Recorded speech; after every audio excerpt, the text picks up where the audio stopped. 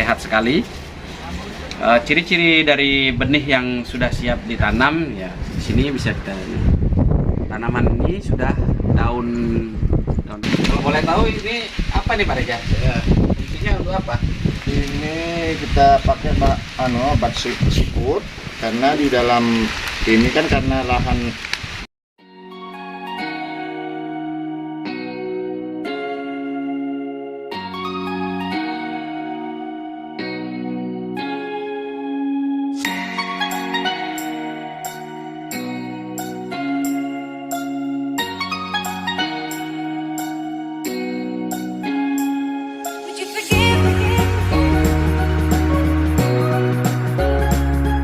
Sobat Tani, kembali lagi dengan kami Mandias Channel yang bahas tentang perkebunan dan pertanian. Bagaimana kabar saudaraku semua? Semoga selalu dalam keadaan sehat walafiat. Pada video kali ini kita akan coba membahas tentang proses penanaman melon di lahan ini. Sudah ditanami melon 2 kali dengan jenis yang sama, dan ini untuk yang ketiga kalinya. Jenis melon yang ditanam di sini dari Bintang Asia, jenis rock melon yaitu Merlin. Beliau Pak Reja sudah 2 kali panen melon jenis Merlin di lahan ini, dan untuk 2 kali panenan tersebut hasilnya sangat luar biasa sekali, dan ini dicobakan untuk yang ketiga kalinya. Nanti kita akan update terus bagaimana perkembangan tanamannya, apakah masih bisa seperti tanaman yang pertama atau yang kedua. Dan untuk proses penanaman ini banyak hal mungkin yang dilakukan sebelum proses penanaman. Nanti kita ngobrol-ngobrol dengan yang punya lahan, Pak Reja. Mari kita saksikan proses penanamannya.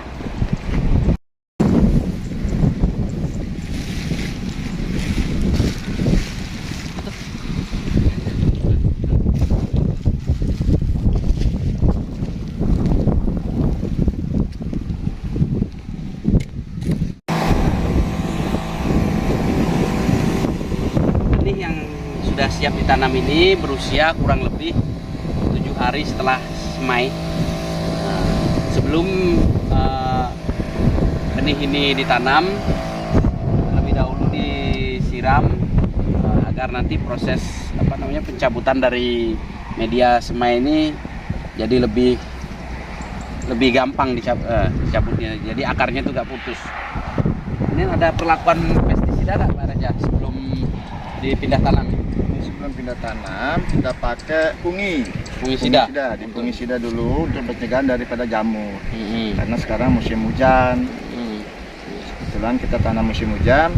Pokoknya sebelum tanam kita lakukan pestisida dulu. Perlakuan pestisida seperti fungisida aja.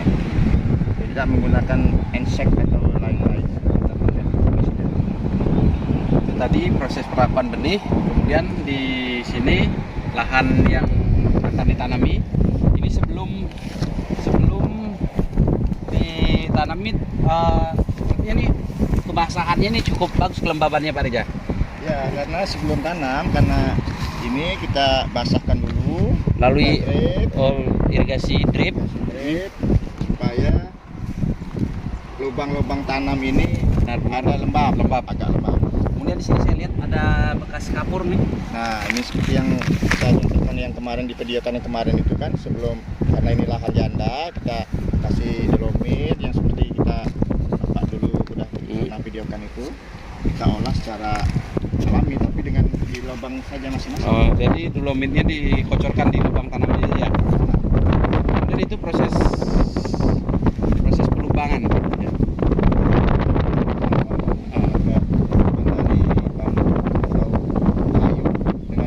Semai kurang lebih sekitar diameternya menyesuaikan dengan ini tray itu Pak ya. Coba kita lihat ke ibu-ibu yang lagi proses tanam ya, kita ke sana. Untuk proses penanaman melon dengan luasan 1,5 hektar ini perlu tenaga berapa orang Bu? Yang nanam cuma 4 4 orang. Kenapa pilihan waktunya kayaknya ini udah sore nih? Biar panasnya nggak terlalu, kalau sebelum jam 12 itu kan panasnya nanti jam 12 itu tinggi, kalau udah mulai sore kan panasnya udah mulai agak kurang, Jadi suhu ya, Iya. faktor suhu ya. Jadi jadi tanamnya kan langsung segar. nggak terlalu stres dia tanamannya ya. Ya.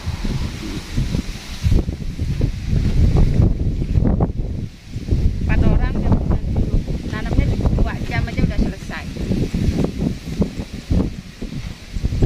Di sini bisa kita lihat ya proses penanamannya, pencabutannya ya, bisa dipraktekkan Bu.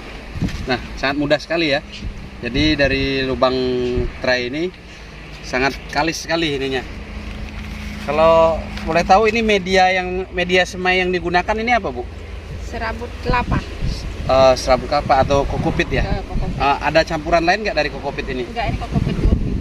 Perlakuan sebelum digunakan untuk sebagai media semai? Cuman dia ya aja. Diaya, kemudian ada misalnya di apa semprot apa gitu? Enggak ada, cuma dikasih puradan Oh, puradan untuk ininya ya? Iya. Karbofuran untuk Iya. sama kapur sedikit kapur dolomit. dolomit. Jadi coba saya praktek itu. Oh, mudah sekali ya, dan tidak pecah. Ini berumur 1 minggu. Iya, 1 minggu, 7 hari setelah semai ya. Iya.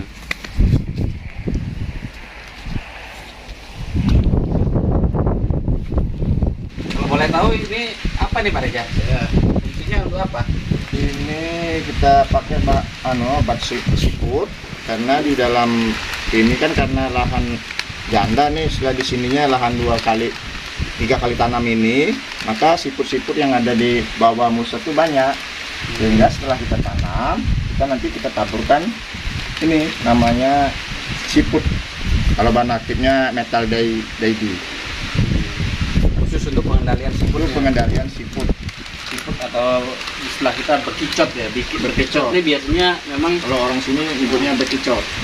sangat Atau siput rakus, darat. sangat rakus memakan tanaman muda ya. Ya, kita Jadi kita aplikasikan nanti campurannya apa lagi? dengan tambah puradan. Karbofuran. Berkurang. Ini juga untuk pengendalian semut. Semut mungkin di bawah tanah tuh biasanya Ada jentik jangkrik. ulat. Itu kan akan menjadi tanaman kita aman setelah kita tanam, karena bibit melon ini kan 1 minggu setelah semai kita tanam langsung, jadi masih muda, sangat rentan ya. sangat rentan untuk dengan hama-hama yang ada di bawah musa. Proses pengaplikasiannya juga. Aplikasinya sangat mudah sekali Pak. Nah, ini kita taburkan setiap lubang tanam. Ini kita aplikasikan ini, nanti dimakan oleh siput ataupun semut-semut, jadi menjauh. Jadi tanaman yang kita tanam ini Benar-benar terlindungi dengan adanya obat siput. Nah, itu aja fungsinya Pak, karena ini lahannya lahan 3 kali tanam ini. Jadi Sobat Tani, kita sudah mengikuti proses penanaman melon di lahan janda milik Pak Reza. Di sini akan kita coba review kembali apa yang telah kita sampaikan di awal tadi. Dalam proses penanaman ini ada beberapa hal yang memang harus sangat kita perhatikan, yaitu pertama proses pelakuan benih.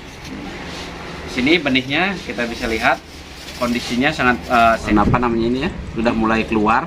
Ini tandanya benih sudah siap untuk ditanam. Kemudian untuk lebih ini lagi, ketika benih ini dicabut ini ya, dia benar-benar tidak pecah medianya. Kemudian akarnya terlihat putih banyak sekali. Nah, ini menandakan bahwa benih ini sehat. Bagaimana perlakuannya agar benih ini ketika dicabut tidak pecah? Jadi sebelum kita menanam, media semai ini atau benih ini kita siram dengan air yang cukup sehingga ketika nantinya kita cabut dia tidak pecah. Terus perlakuan apa lagi? Yaitu sebelum dipindah tanam kita perlu proteksi benih ini dari jamur, sehingga nanti setelah ditanam dia ada kekuatan untuk melawan jamur. Caranya dengan kita spray sesuai dosis yang tertera di kemasan pestisidanya. Kita spray, tidak perlu terlalu banyak karena takutnya malah nanti tanamannya stres. Nah, setelah kita memastikan benih ini dalam kondisi bagus, sehat dan siap ditanam, baru kita ke lahan. Di lahan ini apa yang perlu disiapkan? Satu, lubang tanam.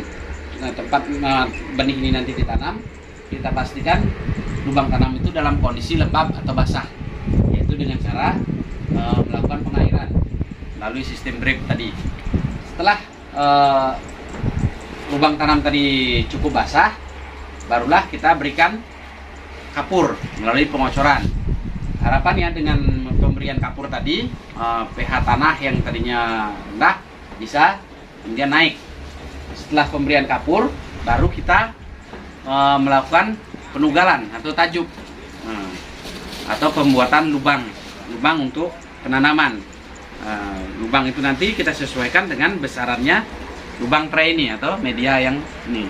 Jadi tidak perlu terlalu besar ya, cukup menyesuaikan dengan. Nah, setelah selesai kita menanam, ada hal yang sangat penting sekali, yaitu setelah selesai penanam itu kita lakukan pengocoran lagi dengan air biasa.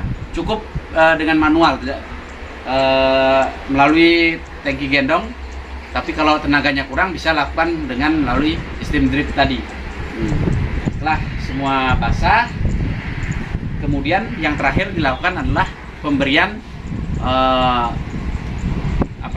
furadan dan obat pengendalian siput.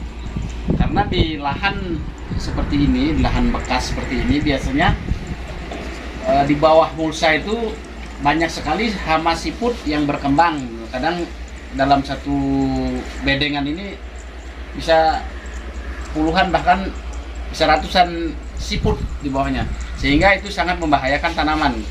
Tanaman dalam kondisi muda seperti ini sangat disukai oleh siput. Jadi kita perlu memberikan obat siput dan tadi furadan untuk pengendalian semut dan hama jangkrik.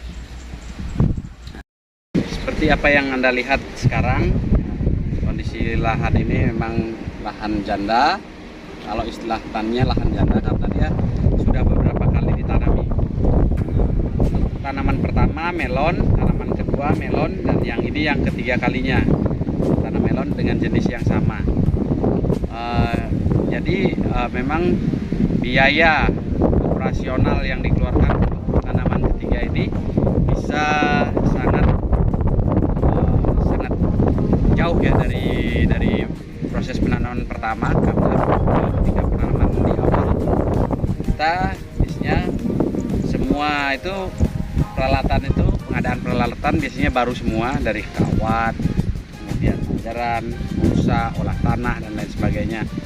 Di sini ketika kita sudah melakukan penanaman untuk yang ketiga kalinya, biaya operasionalnya bisa dipangkas hampir 60%.